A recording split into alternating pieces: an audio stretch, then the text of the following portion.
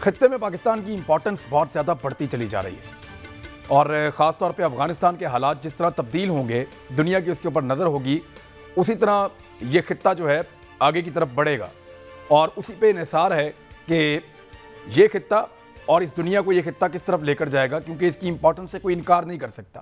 دنیا بھر کی فوج نیٹو کی صورت میں افغانستان میں رہی لگ بھگ 20 سال تک، اور 20 سال کے بعد وہ اپنا انخلا مکمل کرنے والے ہیں۔ ایسے میں امریکہ کس قسم کا افغانستان چھوڑ کر جائے گا؟ وہ جس قسم کا افغانستان چھوڑ کر جائے گا اس پر انحصار ہوگا اس خطے کے امن اور سلامتی کا۔ ابھی ایک نیٹو کی رپورٹ آئی ہے چند دن پہلے، اور وہ رپورٹ جو ہے وہ پبلک ہو گئی ہے۔ اس رپورٹ کے مطابق پاکستان وہ ملک ہے، یہ نیٹو کی رپورٹ ہے، میں آپ کو بتا رہا ہوں کہ اس رپورٹ کے مطابق پاکستان وہ ملک ہے جو ہر حال میں افغانستان کے اندر امن چاہتا ہے، اور وہ نہیں چاہتا کہ طالبان طاقت کے ساتھ اقتدار پہ قبضہ کر لیں۔ پاکستان یہ چاہتا ہے کہ طالبان اور دیگر سٹیک ہولڈرز مل کر ایک عبوری حکومت بنائیں اور وہ حکومت افغانستان کے مستقبل کا فیصلہ کرے اور افغانستان کو آگے کی طرف بڑھائے، اور اس میں امریکہ کا رول بہت اہم ہونا چاہیے۔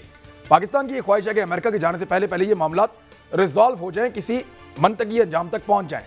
طالبان بھی اس بات کو سمجھتے ہیں، جبکہ اسی رپورٹ میں یہ لکھا ہے کہ بھارت ایسا نہیں چاہتا۔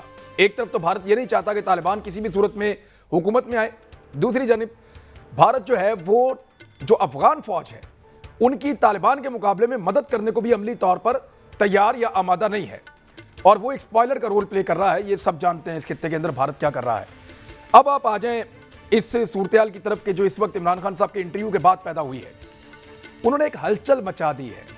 بی بی سی کی ہیڈ لائن کے مطابق بھارتی اخبارات نے اس انٹرویو کو کسی اور طرح رپورٹ کیا ہے، عرب اخبارات نے اس انٹرویو کو کسی اور طرح رپورٹ کیا ہے، اور حیرت کی بات یہ ہے کہ نیو یارک ٹائم نے اور واشنگٹن پوسٹ نے اس انٹرویو کو رپورٹ ہی نہیں کیا ہے، اور دی گارڈین نے بھی اس انٹرویو کو رپورٹ نہیں کیا۔ عمران خان کے اس اہم ترین انٹرویو کو جس میں اس نے کہا ایبسلیوٹلی ناٹ، سوال ہی پیدا نہیں ہوتا، ہم اڈے نہیں دیں گے امریکہ کو۔ اتنی کلیئرٹی کے ساتھ عمران خان نے کہا کہ اس سے پہلے آج تک ہم نے اتنی کلیئرٹی سے پاکستان کی کسی وزیر اعظم کو ایسی بات کہتے ہوئے نہیں سنا، لیکن عمران خان صاحب نے یہ کہا کہ ہم اڈے نہیں دیں گے، ایبسلیوٹلی ناٹ۔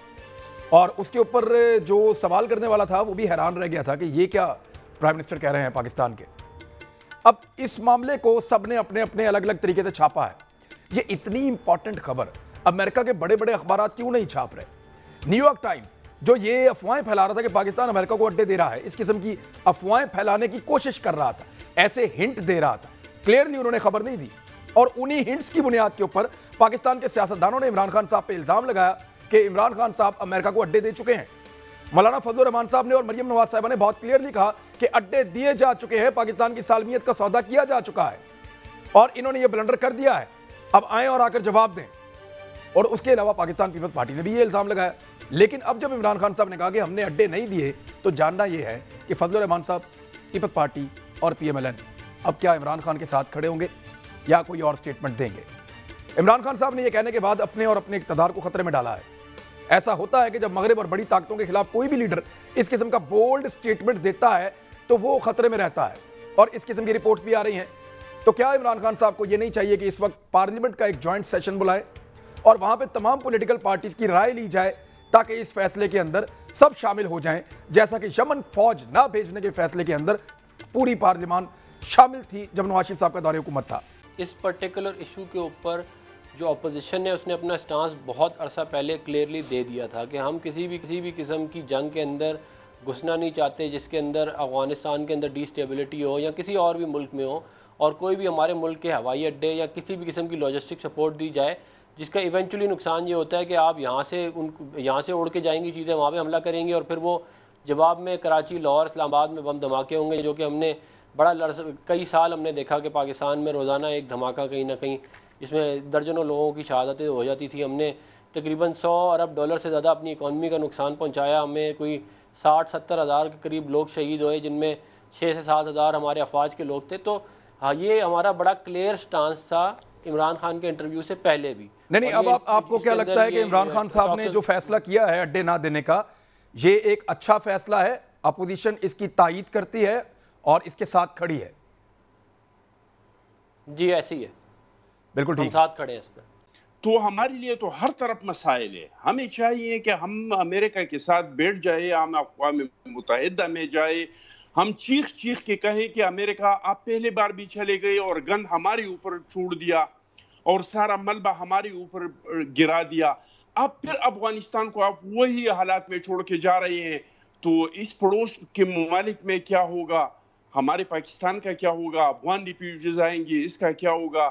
تو یہ ساری بات چیت ہمیں کرنا چاہیے، لیکن پہلے ہماری جتنے تمام شیئر ہولڈرز ہیں، یہ مشرف تو نہیں ہے نا کہ یہ خود سے نہیں جواب نہیں دے گا کہ میں دوں گا کہ نہیں دوں ایک گا. منٹ سر، ایک منٹ وہ پرائم منسٹر آف پاکستان ہے، elected prime minister of Pakistan ہے، سیکیورٹی کے اہم ترین فیصلے وہ کر سکتا ہے، اس کے بعد یہ اختیار ہے.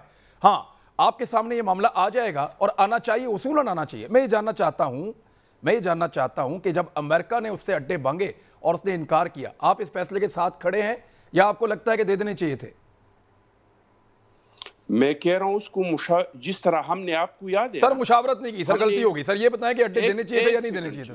ایک سیکنڈ آپ میرا بات سنیں نا. سر ہمارے وزیر اعظم یوسف رضا گیلانی نے اسمبلی کے مشاورت کے بعد امریکہ کو کہہ دیا کہ ہمیں شہباز ایئر بیس اور ہمیں شمسی ایئر بیس 24 گھنٹے کے اندر اندر چاہیے. ہم نے 12 اپریل 2012 کو اسمبلی سے ایک آرڈیننس پاس کیا کہ اس کے بعد پاکستان کسی ملک کے خلاف کسی کارروائی کا حصہ نہیں بنے گا، نہ کسی ملک کو، چاہے وہ سعودی ہے، ایران ہے یا امریکہ ہے یا چائنا ہے، اپنے ملک کے سرزمین انٹیلیجنس آپریشن کا اجازت نہیں دے گا. میں سمجھتی ہوں کہ ہمیں بڑے کلیئر سٹانس کی آپ سمیت اور پورے پاکستان میں بھی اپنے حلقے سے آ رہی ہوں. ہر شخص خوش ہے اور وہ کہہ رہا ہے کہ پہلی دفعہ ہمیں اپنے کلیئر سٹانس ملا ہے کہ ملکی وقار کے اور سلامت کے فیصلے صرف اپنے ملک کو دیکھ کر کیے جاتے ہیں. اب ہم اجرتی قاتل نہیں بنیں گے، ہم کسی کی پرائی جنگ میں نہیں جائیں گے، کیونکہ اس پراکسی وار کی آلریڈی 9/11 کے بعد جس میں ہمارا کوئی کردار نہیں تھا اور ہمیں کہا گیا تھا کہ either with us or against us، یہ ہمارے لیے سٹانس رکھا گیا تھا.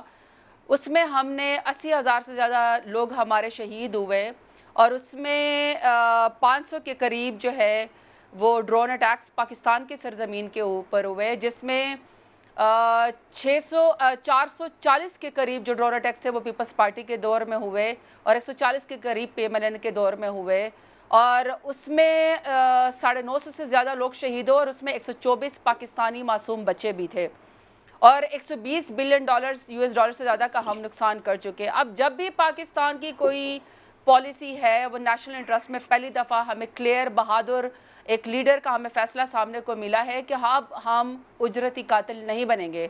کیونکہ آپ کیسے ایکسپیکٹ کر سکتے ہیں کہ ٹرائبل ایریا پہ افغان وار کا کوئی ایفیکٹ نہیں آئے گا؟ جب بھی آپ افغان وار کو دیکھیں گے آپ اس کے ہمیشہ side effect tribal area of Pakistan پہ دیکھیں گے، کیونکہ ہمارا بارڈر کا جو ہے وہ بہت پرولونگڈ ہے. ہمارے پہلے ان کو مجاہدین کہا گیا تھا، بعد میں ان کو طالبان یا پھر اگینسٹ دی گورنمنٹ کہا گیا تھا. 350 سے زیادہ وہاں پہ ٹرائبل کلینز ہیں، تاجک ہیں، ازبک ہیں، پشتون ہیں، اور بھی ملکوں کے وہاں پہ انٹرسٹ ہے. تو پاکستان کا اس کے اوپر ڈائریکٹ اثر ہے. اور سب سے بڑی بات یہ کہ 30 لاکھ مہاجرین کو پاکستان جو ہے وہ پچھلے 30 سالوں سے ہوسٹ کر رہا ہے.